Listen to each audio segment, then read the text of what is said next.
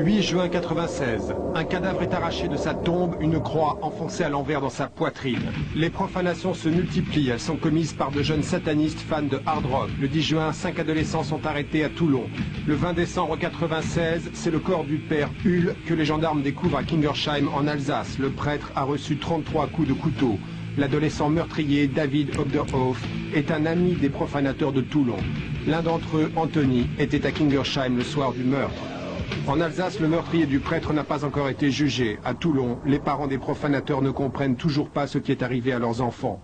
Anthony a été condamné à 4 ans de prison, Émilie 3 ans, les deux frères Magnoni 2 ans et 1 an. Non, je le vois pas aller dans un cimetière, ouvrir une tombe, machin.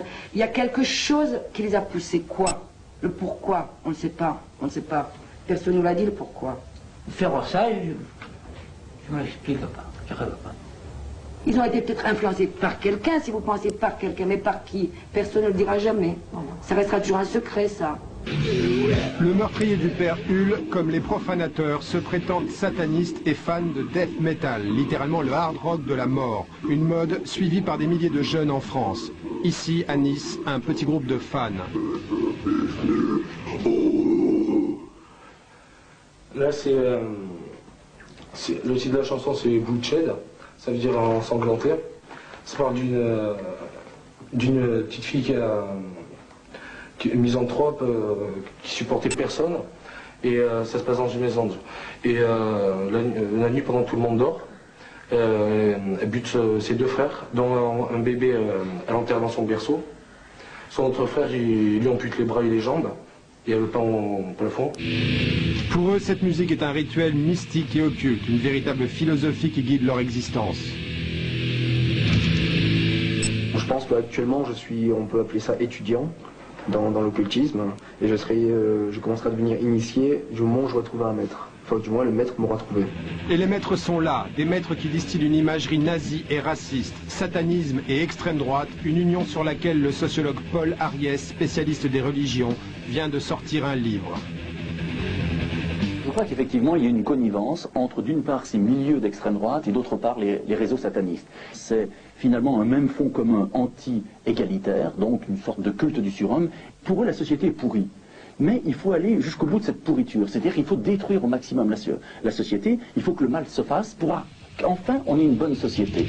En France, les liens entre satanistes et extrême droite passent par Napalm Rock, un petit journal haineux farci de publicité et d'hommage à Lutte du peuple et au groupuscule néofasciste Nouvelle Résistance, 300 militants qui prônent l'alliance de tous les groupes terroristes.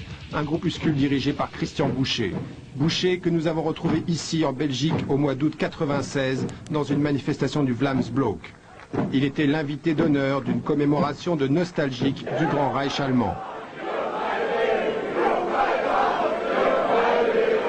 Christian Boucher, militant nationaliste aux multiples facettes, dont les activités ésotériques sont importantes. Propriétaire des éditions du Chaos, il est l'un des principaux diffuseurs de la pensée sataniste en France, comme le démontre le catalogue de ses parutions. Au téléphone, il affirme que son intérêt pour les satanistes s'arrêterait à la recherche universitaire. J'ai terminé ma thèse sur le sujet, moi. Il n'y a pas de raison, une fois que j'ai mon doctorat, que je continue à fréquenter des barges.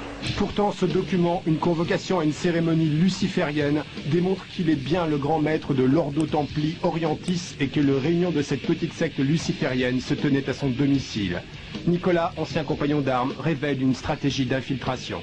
Les profanateurs du cimetière de Toulon étaient en contact avec des gens de l'organisation de Christian Boucher. Puisque peu de temps avant la profanation, ils se sont réunis chez le responsable de l'organisation de Christian Boucher à Toulon.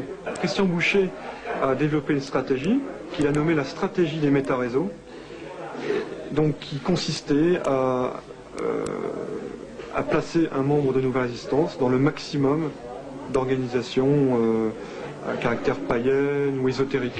Et Nouvelle Résistance ne se contente pas d'infiltrer les satanistes, elle place aussi ses hommes au Front National. Ainsi, le numéro 2 de ce groupuscule, André-Yves Beck, est membre du comité central du FN.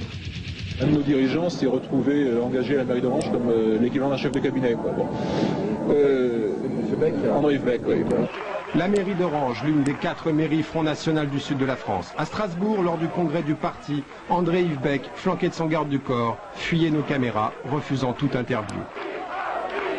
Jusqu'où va la manipulation? Difficile à dire, mais aujourd'hui, les parents des profanateurs du cimetière de Toulon découvrent la photo de leurs enfants dans un fanzine sataniste d'extrême droite.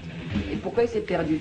Parce que dans les livres, et ceux qui écrivent les livres, les magazines, machin, on s'y perd. Et si on n'est pas assez intelligent, c'est pas qu'on va faire de la politique, du racisme ou autre chose, c'est qu'on ne sait plus à qui se vouer, on ne sait plus à qui le dire.